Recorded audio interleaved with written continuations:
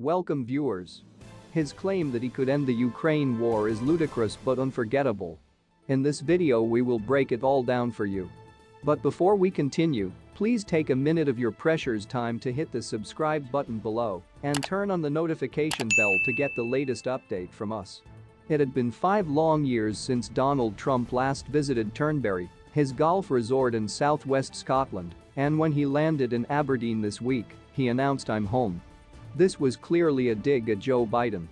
After all, Trump, whose late mother Mary Ann MacLeod was born in the Western Isles, is far more Scottish than Biden is Irish.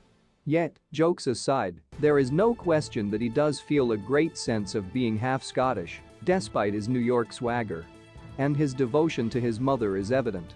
This week he also cut a ribbon at a ceremony to break ground for a second course at his Meany Estate golf resort near Aberdeen. It will be called the MacLeod Course in her honor. Since the Trump Organization bought Turnberry in 2014, significant changes have been made to the course. So far, 13 of the holes have been altered. After playing there on Wednesday afternoon, Trump sat down with the course managers to discuss improving the 6th and 7th holes. It says so much about the energy and ambition of the man. This was a whirlwind tour of Scotland for the ever-busy Trump. Today, he is on the west coast of Ireland visiting his golf resort at Doonbeg. When I met him on Wednesday to interview him for GB News, the only broadcast media interview that he had agreed to do on this tour, the first thing I said to him was, "You must miss this." It seems clear, however, that he won't be back at Turnberry again for quite some time. He will be 77 next month, and despite his wonderful portfolio of golf courses and being a golf fanatic, his mind is fixed firmly on the next American presidential election. While he seemed in a much more relaxed mood than when I'd seen him in America on previous occasions, playing 2 rounds of golf clearly helps. My impression is that none of his determination has gone away. In fact, I think that his use of populist messages will be even clearer and stronger than it was in the last 2 American elections. Perhaps the best example of this was when we discussed the war in Ukraine. Trump was emphatic that, if he were president, he would be able to negotiate a peaceful solution to the conflict within 24 hours. Some people might laugh at that declaration on the grounds that it's ludicrous, but the point is that nobody can forget that he said it. And this is what Trump does better than anybody.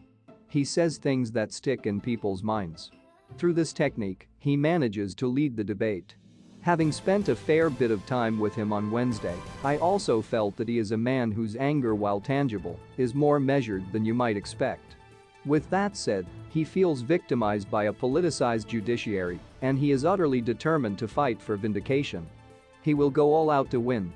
He already appears to have dealt a fatal electoral blow to Ron DeSantis. I have no doubt that 70 million plus Americans would vote for him. The question is, can he persuade enough of the rest of the electorate, whose votes he needs to win the election? Relying on people recognizing that Joe Biden appears to be in fragile health, or that Kamala Harris is unsuitable for high office, will not be enough. Ultimately, it is Trump's big message that really matters.